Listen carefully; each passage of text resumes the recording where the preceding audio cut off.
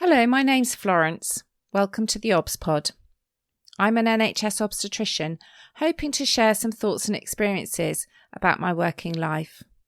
Perhaps you enjoy Call the Midwife, maybe birth fascinates you, or you're simply curious about what exactly an obstetrician is. You might be pregnant and preparing for birth. Perhaps you work in maternity and want to know what makes your obstetric colleagues tick, or you want some fresh ideas and inspiration. Whichever of these is the case, and for that matter anyone else that's interested, the OBS Pod is for you.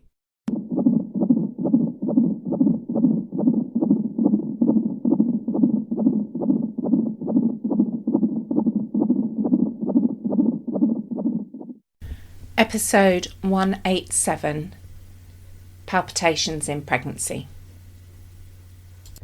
Quite commonly, we will see a woman in the antenatal clinic, or perhaps in our triage area, who is saying she's got palpitations. That is, she's aware of a fast heartbeat, sometimes a bit disconcerting.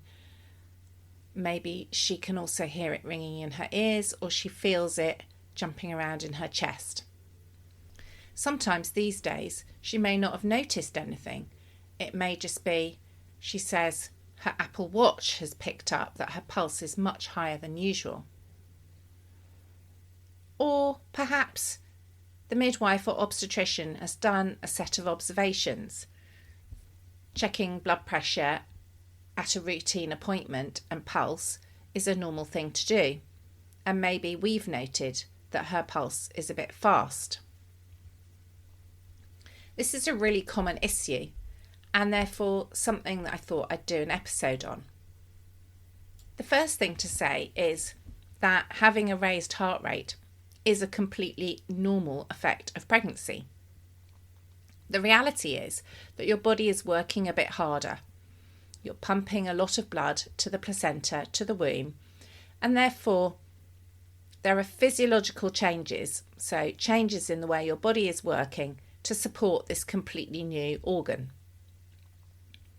On average, people's pulse goes up 10 to 20 beats per minute.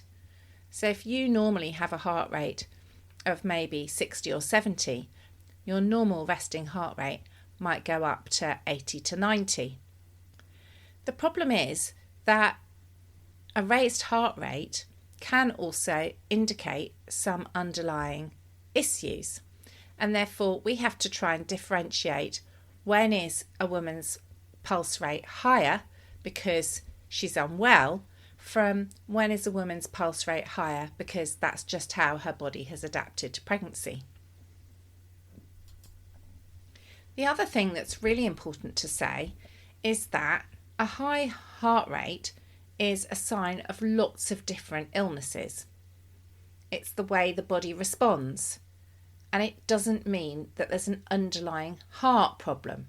So much of what I'm going to talk about today doesn't actually relate to the heart at all. One of the commonest reasons to have a high heart rate is actually to have an infection.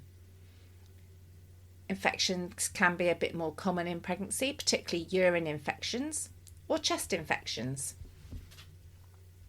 So one of the first things that we'll do when we notice you have a high heart rate is ask you lots of other questions about how you're feeling. Are you feeling well? Take your temperature. Have you had any symptoms like a cough or cold, or burning or stinging when you're passing urine? You might find this a bit strange. You come because you're worried about palpitations, and actually we're asking you a load of other completely unrelated questions, or seemingly unrelated. To us, they're very important. Another common pregnancy problem that can make your pulse go up is anaemia.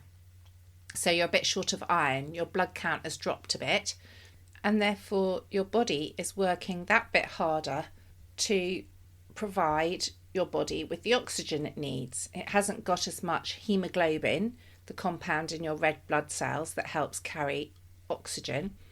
It's got to make up for that deficit by pumping blood more quickly around your body. So one of the first things we will check when you have a high heart rate is your blood count. and see if you're anemic, because anemia is so common in pregnancy. If we're taking blood tests, we will also take thyroid blood tests. It would be unusual to find a thyroid problem in pregnancy, but remember, pregnancy is a window onto someone's health. Women that may not have seen a doctor for years will come and see midwives, and therefore we may sometimes discover underlying pre-existing conditions that the woman may not know she's had. So we will check for thyroid hormones and TSH, thyroid stimulating hormone, because an overactive thyroid can also increase someone's pulse rate. It's one of the symptoms, could be palpitations and a high heart rate. Once we've done all those things, ruled out infection and done those simple blood tests, we'll then focus in on the heart, or maybe I should say the heart and lungs themselves. One of the questions we'll ask is whether there's any breathlessness or shortness of breath when you get the palpitations. And we'll ask questions about when you get the palpitations. Are you doing anything in particular? Palpitations when you're sitting down, chilling out, are obviously more concerning than palpitations when you might be exercising or perhaps climbing the stairs. One of the reasons I said lungs is that a high heart rate, palpitations, could potentially be a sign of a blood clot on the lungs, so-called pulmonary embolus. This is a rare complication, but is a bit more common in pregnancy. And I talked about blood clots in much more detail in episode 112, so you can go back and have a bit of a listen to that if you're interested in knowing more.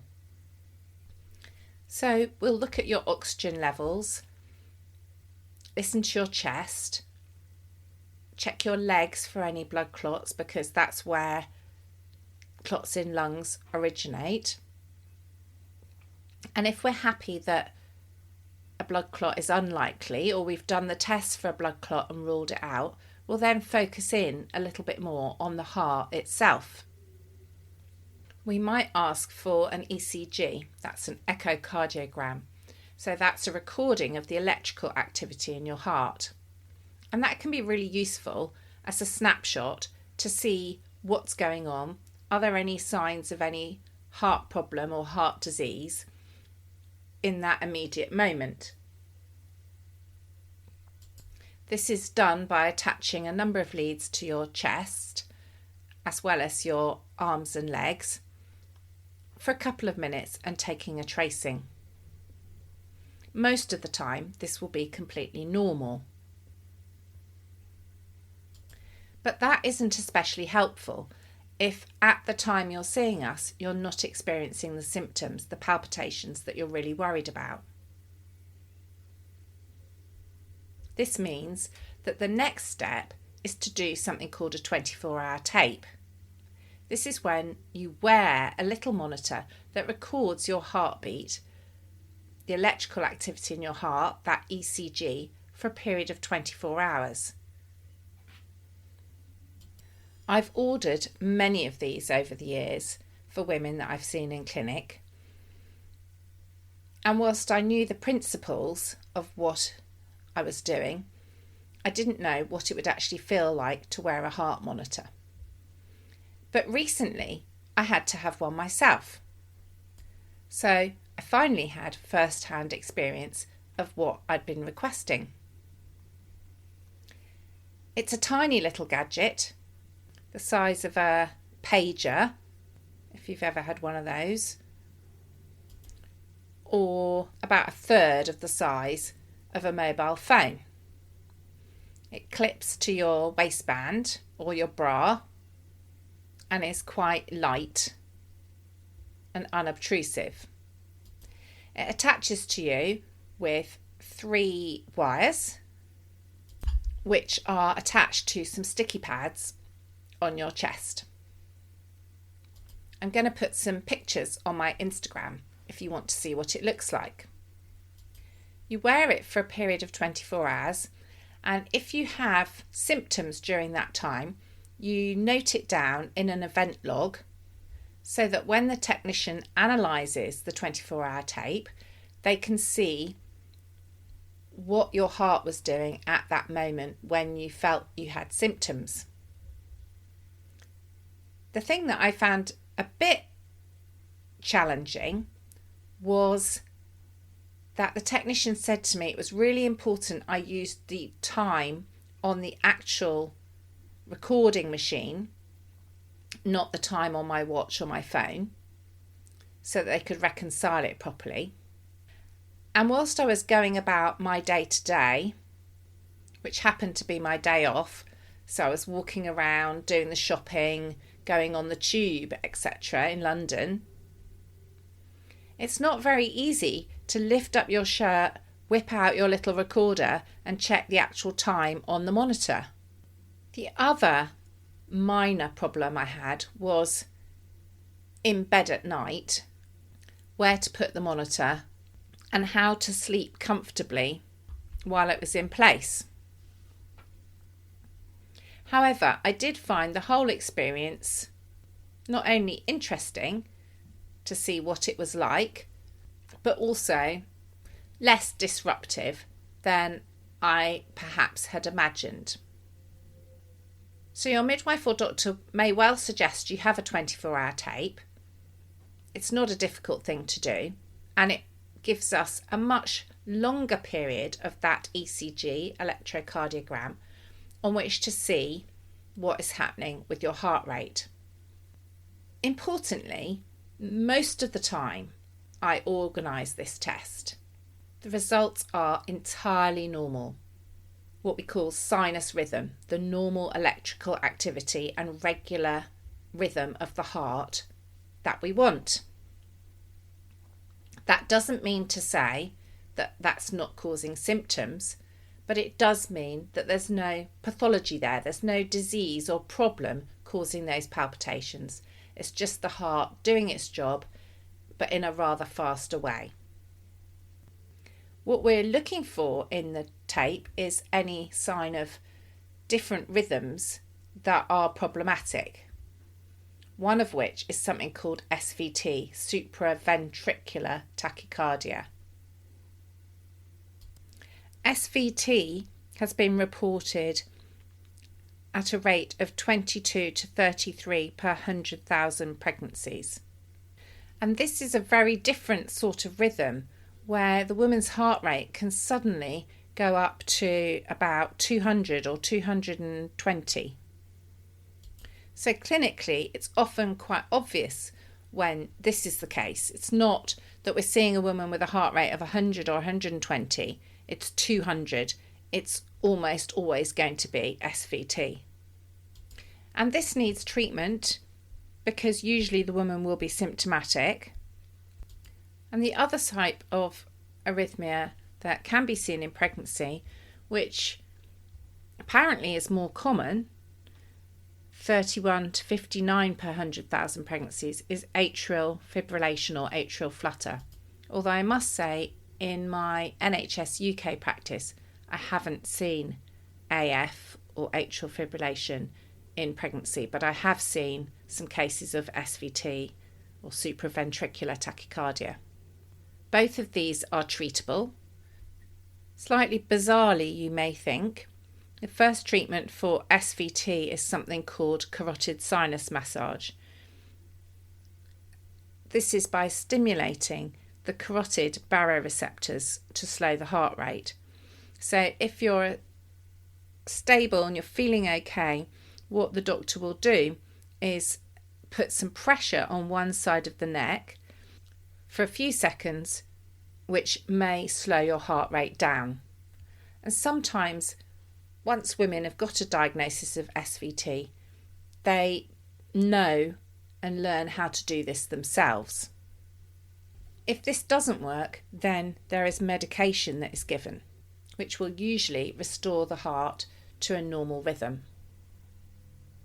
So women with SVT are often quite well, have these periods of very, very fast heart rate, which needs some treatment. And this needs attention from the multidisciplinary team, so involving cardiologists, obstetricians, anaesthetists, but can be very safely managed during pregnancy.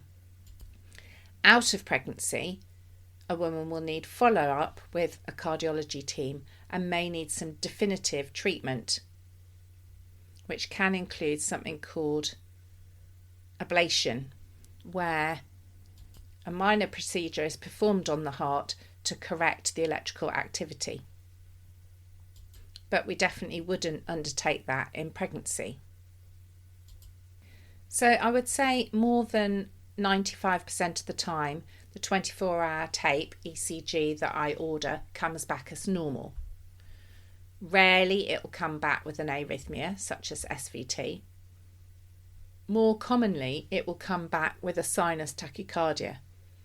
And this could be a woman having a heart rate up to perhaps 140, 150, which can be fine, but can be really quite unpleasant.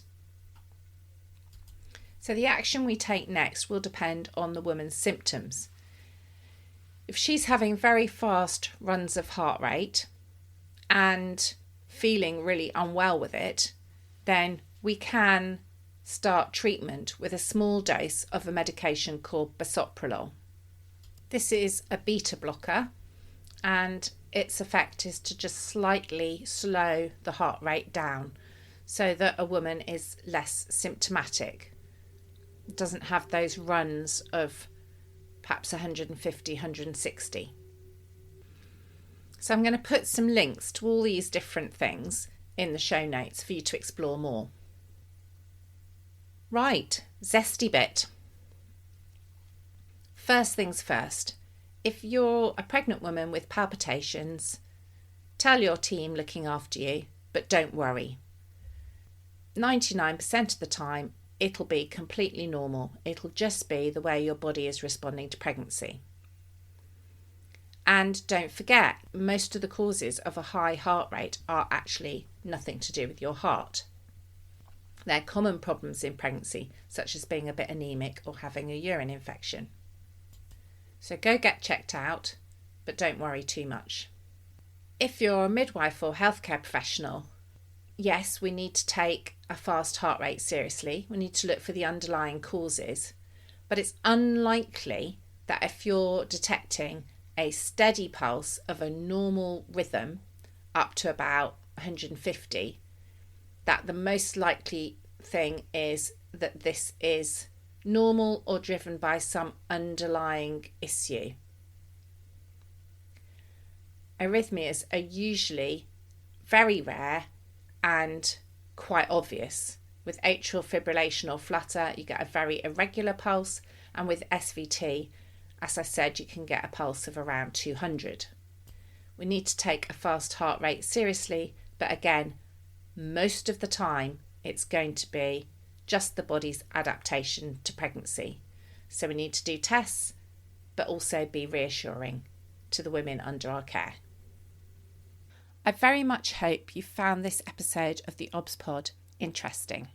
If you have, it'd be fantastic if you could subscribe, rate and review on whatever platform you find your podcasts, as well as recommending the OBS Pod to anyone you think might find it interesting. There's also tons of episodes to explore in my back catalogue, from clinical topics, my career and journey as an obstetrician, and life in the NHS more generally. I'd like to assure women I care for that I take confidentiality very seriously and take great care not to use any patient identifiable information unless I have expressly asked the permission of the person involved on that rare occasion when it's been absolutely necessary. If you found this episode interesting and want to explore the subject a little more deeply, don't forget to take a look at the programme notes where I've attached some links. If you want to get in touch to suggest topics for future episodes, you can find me at the OBS Pod on Twitter and Instagram, and you can email me theobspod obspod@gmail.com. Finally, it's very important to me to keep the ObsPod free and accessible to as many people as possible. But it does cost me a very small amount to keep it going and keep it live on the internet. So if you've enjoyed my episodes and by chance you do have a tiny bit to spare, you can now contribute to keep the podcast going and keep it free via my link to buy me a coffee. Don't feel under any obligation, but if you'd like to contribute, you now can. Thank you for listening.